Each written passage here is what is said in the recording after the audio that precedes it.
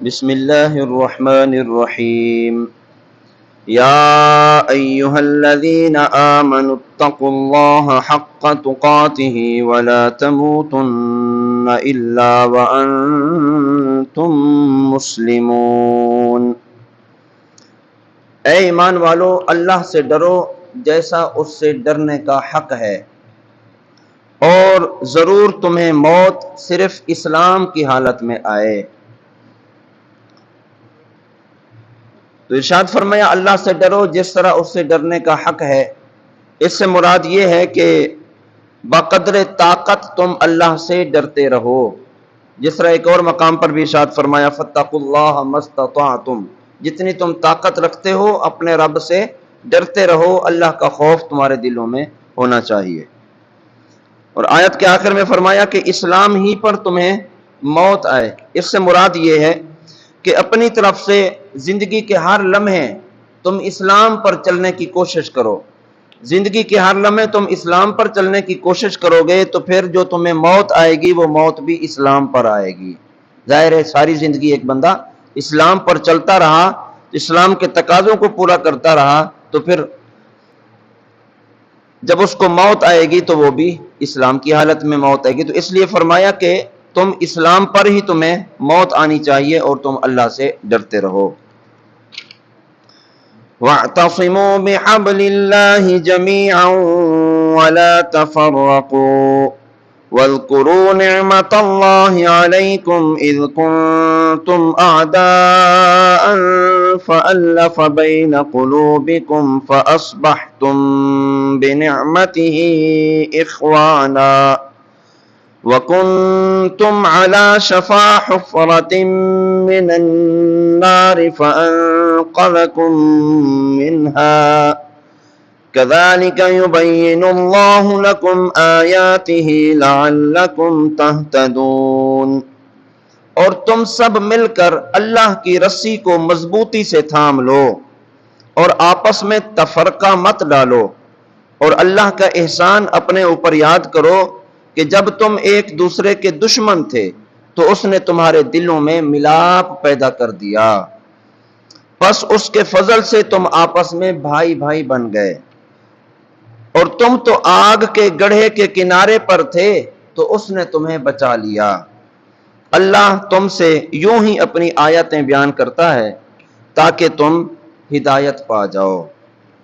اس آیت میں ان افعال و حرکات کی ممانعت کی گئی کہ جو مسلمان کے درمیان تفریق ڈالے، مسلمانوں کے درمیان نفرت ڈالے، ایسے معاملات سے منع کیا گیا۔ ارشاد فرمایا کہ تم سب مل کر اللہ کی رسی کو مضبوطی سے تھام لو اور آپس میں فرقوں میں تقسیم نہ ہو جاؤ، جس طرح یہود و نصارہ آپس میں فرقوں میں بٹ گئے اور تقسیم ہو گئے۔ یہ بات یاد رکھیں، اصل راستہ اور اصل مذہب کون سا ہے؟ اصل راستہ اور طریقہ یہ مذہب اہل سنت ہے۔ اس کے سوا کوئی راہ اختیار کرنا یہ دین میں تفریق ڈالنا ہے، دین میں فرقوں میں بٹ جانا ہے، اور یہ ممنوع ہے۔ بعض لوگ یہ آیت لے کر اہل سنت سمیت سب کو غلط قرار دیتے ہیں، تو یہ سراسر غلط ہے، کیونکہ حکم یہ ہے جس طریقے پر مسلمان چلتے آئے ہیں، جو صحابہ کرام سے جاری ہے اور جو سنت سے ثابت ہیں، اس سے نہ ہٹو۔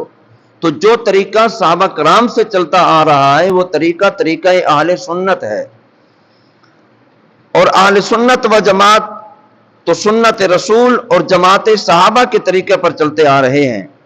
تو سمجھایا ان لوگوں کو جائے کہ جو اہل سنت سے ہٹ رہے ہیں، اہل سنت سے ہٹ کر انہوں نے جناب دوسرے فرقے بنا لیے،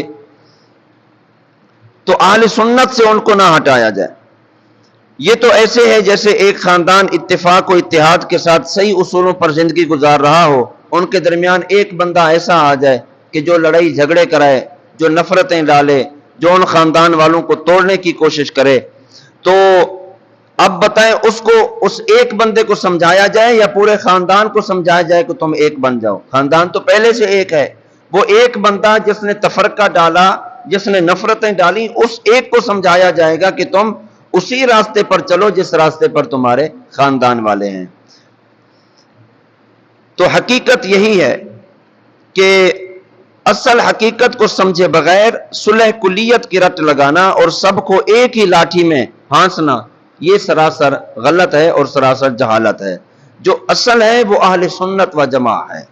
اہل سنت سے جو ہٹ رہا ہے وہ فرقوں میں تقسیم ہو رہا ہے۔ یہ نہیں کہ تم اہل سنت کو بھی شامل کر لو، دوسرے فرقوں کو بھی شامل کر لو اور کہو جناب تم تو فرقوں میں بٹ گئے اور یہ ہو گیا وہ ہو گیا۔ کسی طریقے پر تو چلنا ہوگا، طریقہ وہ جو رسول اللہ صلی اللہ علیہ وسلم کا طریقہ ہو، جو صحابہ کرام کا طریقہ ہو، وہ طریقہ اصل ہے۔ جو اس پر چل رہا ہے اسے نہ ہٹاؤ، جو دوسرے راستوں پر چل رہا ہے اس کو اس راستے پر لے آؤ، تب وہ اپنے آپ کو تفرقوں سے بچا سکتے ہیں۔ حبل اللہ کی تفسیر میں مفسرین کے چند اقوال ہیں۔ بعض نے کہا حبل اللہ سے مراد قرآن مجید فرقان حمید ہے۔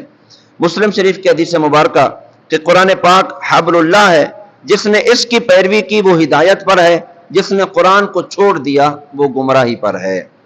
حضرت عبداللہ ابن مسعود رضی اللہ تعالیٰ عنہ آپ فرماتے ہیں، فرمایا حبل اللہ سے مراد جماعت ہے، اور فرمایا گیا کہ تم جماعت کو لازم پکڑ لو۔ وہ حبل اللہ ہے جس کو مضبوط تھامنے کا حکم دیا گیا۔ اور جماعت سے مراد مسلمانوں کی اکثریت ہے۔ یہ نہیں کہ 3 آدمی مل کر نام رکھ لیں جماعت المسلمین کہ یہ مسلمانوں کی جماعت ہے، اور پھر بولیں جناب قرآن نے ہماری ٹولی میں داخل ہونے کا کہا ہے، تو ایسا نہیں ہے۔ اصل جو ہے وہ اہل سنت ہے۔ بعد میں آنے والوں نے جیسے بھی نام رکھے، جس انداز میں بھی نام رکھے، ان کے نام دیکھ کر، ان کے لیبل دیکھ کر اصل حقیقت سے ہٹ جانا یہ عقل مندی نہیں، یہ تو بے وقوفی ہے۔ تو یا پھر یہ ہے کہ کوئی اپنے آپ کو رسول کہہ دے اور کہے جناب قرآن نے کہا کہ رسول کی پیروی کرنی ہے لہذا تم ہماری پیروی کرو، تو یہ تو سراسر غلط ہوگا۔ جو اصل حقیقت ہے وہ اصل ہے، جو فرع ہے وہ فرع ہے۔ جو بعد میں بننے والی جماعتیں ہیں یا بعد میں بننے والے ٹولے ہیں وہ غلط راستے پر ہیں، اور جو اصل حقیقت ہے اس پر چلنا، قرآن کا بھی یہی پیغام اور نبی علیہ الصلوۃ والسلام کا بھی یہی پیغام ہے۔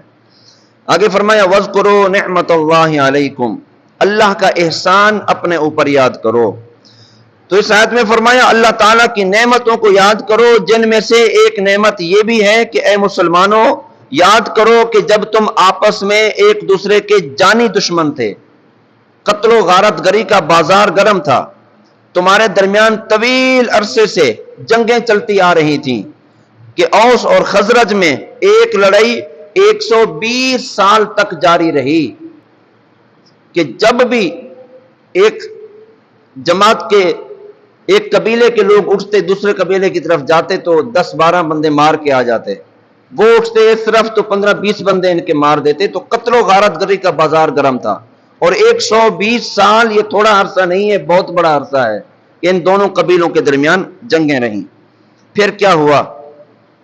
اسلام کی بدولت عداوت اور دشمنی دور ہو کر آپس میں دینی محبت پیدا ہو گئی، اور نبی کریم صلی اللہ علیہ وسلم کے ذریعے سے اللہ تعالیٰ نے ان دشمنیوں کو دوستیوں میں تبدیل فرما دیا۔ وہ دونوں قبیلے پھر شیر و شکر ہو گئے، پھر آپس میں محبت و الفت سے رہنے لگے، جنگ کی آگ ٹھنڈی کر دی، اور جنگ جو قبیلوں میں الفت و محبت کے جذبات پیدا کر دیے۔ نبی کریم صلی اللہ علیہ وسلم نے انہیں ایک دوسرے کا بھائی بھائی بنا دیا، ورنہ یہ لوگ اپنے کفر کی وجہ سے جہنم کے گڑھے کے کنارے پر پہنچے ہوئے تھے، اور اگر اسی حال پر مر جاتے تو دوزخ میں پہنچ جاتے۔ لیکن اللہ تعالیٰ نے انہیں حضور اکرم صلی اللہ علیہ وسلم کے صدقے سے ایمان عطا فرمایا۔ جب ایمان عطا فرمایا تو پھر وہ شیر و شکر ہو گئے، آپس میں محبت و الفت کرنے لگے۔ تو پتہ چلا یہ جو اسلام ہے، اسلام محبت کا نام ہے، اسلام امن کا نام ہے، اسلام الفت کا نام ہے۔ جو اسلام میں داخل ہو گیا وہ آپس میں بھائی بھائی بھی ہیں، آپس میں محبت و الفت رکھنا یہ ان کا ایمانی تقاضا ہے۔ اور اس سے معلوم ہوا کہ سرکار دو عالم نور مجسم صلی اللہ تعالی وسلم ہمارے لیے دوزخ سے بچنے کا بہت بڑا ذریعہ ہے۔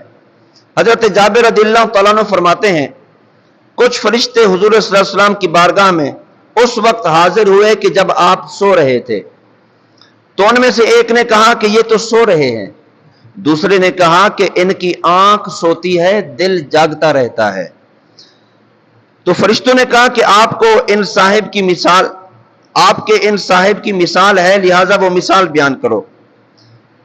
تو ایک نے کہا کہ وہ تو سوئے ہوئے ہیں، دوسرے نے کہا ان کی آنکھ سوتی ہے اور دل بیدار رہتا ہے۔